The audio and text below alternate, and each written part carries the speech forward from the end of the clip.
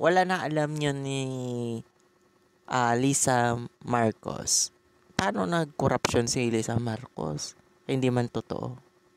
Okay naman siya. Nakamit na ko na yan eh. Nakausap na yan eh. Nagmusta pa sa akin sa di ba? Oh, sa flow control, lahat nga dapat ipakulong talaga yan.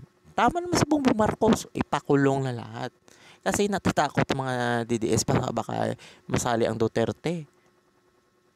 Inyan, si Martin Romualdez, dapat ipakulong man. Siyempre, lahat sa flow control. Siya na mastermind kasi. Huwag mo na sabihin nga drama si Bongbong Marcos. Anong traidor? Taksel? Paano nagtaksel si Bongbong Marcos? Salde? Salko? Ha? Sobra ang bait ng tao yan. Marami magtutulong. Di ba?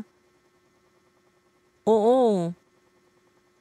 Diyos ko, ang MRT, LRT, libre pa ngayon eh. Di ba? Mga pamasahe, iba.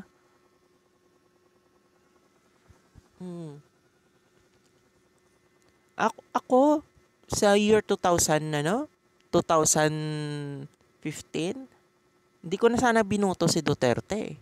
Totoo, lahat ng Bacolod, wala nang binuto sana yun. Kaya gusto nila, magpresidente dati, Marcos talaga. Kahit sa Luzon, Marcos. Kung Luzon. Na manalo sila sa Mindanao. Iba sa Mindanao, Marcos pa na iba. Siyempre, ganun. Umaasa.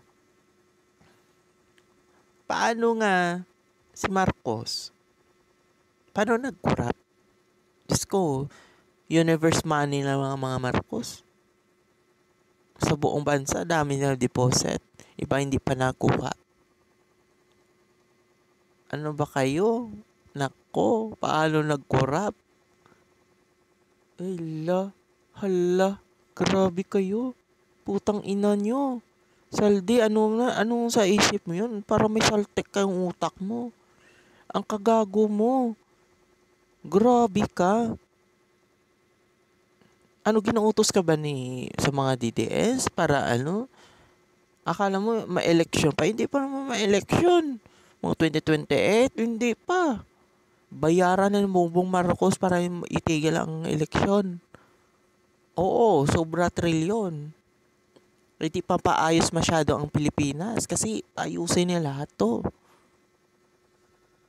Akala nyo mag-election sa 2028? Hindi.